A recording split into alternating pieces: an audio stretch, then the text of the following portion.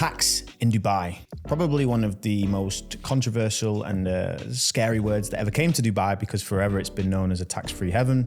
But obviously times are changing and there are things being implemented, such as corporate tax. And once again, today we are joined by Amin, and we're going to talk on the subject a little bit. You may have previously saw my video on 9% corporate tax, but as I say, I'm no tax expert. I just know of the subject, but today we're actually with Amin once again. So welcome back. Thanks for having me. No problem. So let's jump straight into it. The 9% corporate tax. Do you think it was a good thing for Dubai? I think it was definitely a good thing because it now basically creates proper regulation.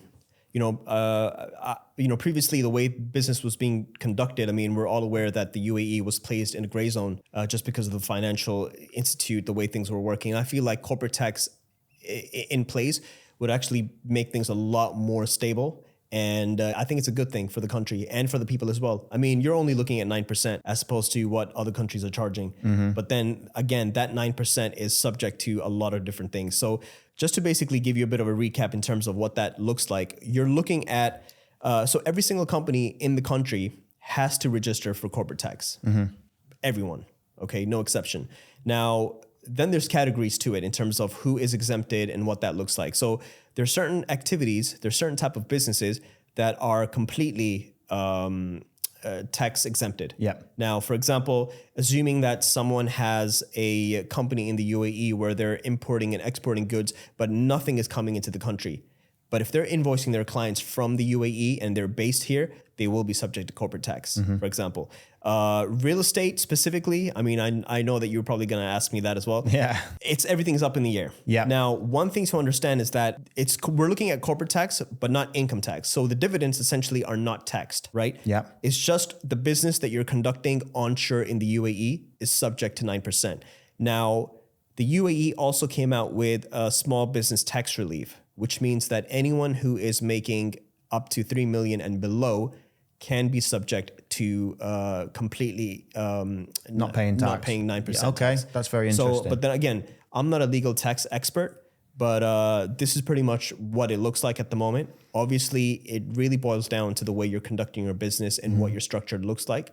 Obviously, there's so many really good tax advisors in the country or companies out there, which I think we work with a few of them as well. Yeah. And I'd be happy to connect. Yeah. No, I think that'd be very interesting because, a lot of people, I've actually heard a few people now thinking, I need to leave Dubai. But, these people are specifically, like a lot of my friendship group that I've spoke about on my previous podcasts are, they're digital nomads. They have digital online businesses. They primarily make money online, whether that's e-commerce, selling courses. They don't operate any business in the UAE. So therefore, I've told them, you are not going to be subject to that 9% corporation tax. Yep. And, I made the previous video where I already stated that, and I was hoping that, it's still going to be of some relevance. But as we know, the Dubai regulations do change quite often. And obviously some of the stuff I may have said in that video may have changed a little bit. Sure. But, do you still think it's good for, people who operate businesses online to still reside here? Absolutely, because I feel like, coming back to my point, you're looking at a cap of 3 million dirhams. And that's quite a lot, by the way. So that's profit? Entire revenue. Okay, so entire revenue. Yeah, but I mean, if you're a one-man show with a business license, which is the flexi desk, and you're not paying for office lease or any of that, I mean, you don't have any cost anyway. So, I don't think you should be worried if you're a freelancer, I suppose. Yeah, no, I understand that. And I think it's, we had this exact conversation. It's like, all right, so where else would you actually go to reside in the world to avoid the tax completely? I mean, right now, we've not got loads of options on the table anymore. Yep. And if we do have options on the table, they're not going to give you what everything Dubai has to offer, right? Absolutely. The strategic location, the safety, the weather, everything else that we talk about. Like, all right, places in like on some islands like the Cayman Islands and all those kinds of places. Yeah. It's not somewhere where like a young entrepreneur is going to sort of live their life, right? Yeah. Yeah, absolutely. Yeah. So, and what do you think about people actually like leaving? Because I've actually spoke to someone recently who said, I'm packing my bags, I'm not paying that 9%. What are your thoughts on that? So where else are they going to go to? Yeah. Really? Because, I mean, that's true. Where else would they go to? Because, I mean, if you've got few people are leaving, I can tell you a lot of people that are coming as well. Mm-hmm. And you're always going to have people that are leaving, So, but again, it all depends on personal preferences and where they stand at that point in time.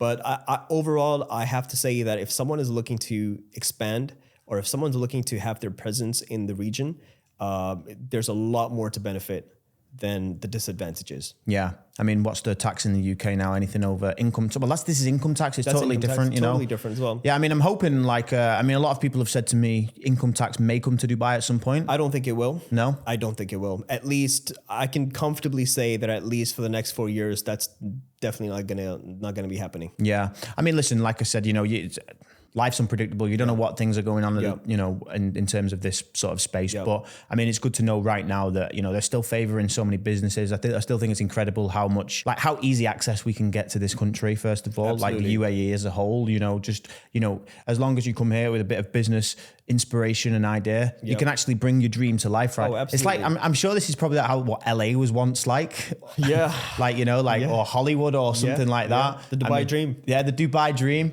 Yeah. I mean, I'm sure people have, a lot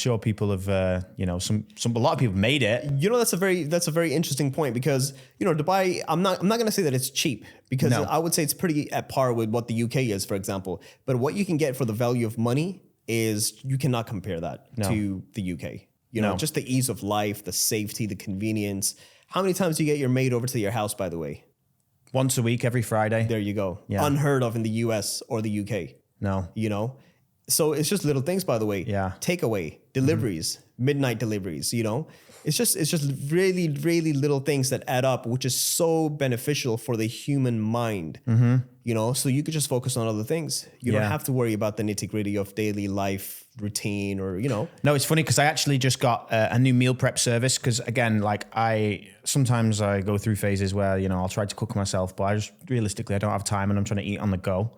And I never actually end up eating well enough through the day, or I don't eat enough. So I started with a new meal prep company, and every morning, 7 a.m., meals are there, delivered, cold packaging. I mean, how many times, if I tried to do that in the UK, right, there'd be like 3 out of 7 deliveries a week that probably wouldn't make it. And there'd be some sort of excuse. There was a crash or there was something, the weather wasn't Trains good are enough. not working. The Bus riot, train riot, I suppose. Yeah, something like that. So I think going back to the subject of the topic of that 9% corporation tax, I think for every other benefit that you actually do get from Dubai as a whole, it sort of outweighs it, considering Absolutely. you'd be paying more than, your business taxes everywhere else. In the end of the day, it is tax, of course, but you have to look at it from the grand perspective. It's regulating the market. It's creating a proper dynamics where companies could come and operate without being worried about different things. Of course, you're paying taxes. I mean, for us, it's great because, it's a completely separate revenue stream for us now as well. Yeah. But I mean, in the end of the day, for the country, they're coming to a specific direction where they're dealing with the West. And they need to have proper policies and regulations in place. And that is why corporate tax came into effect. Well, that's very interesting to know. But I mean, listen, I think we're going to leave this one here for today. I think it's important that anybody's watching, about getting the business set up, the legal structure set up, and also for us to advise who we can obviously, give them to contact regarding, the taxation over here and stuff like that.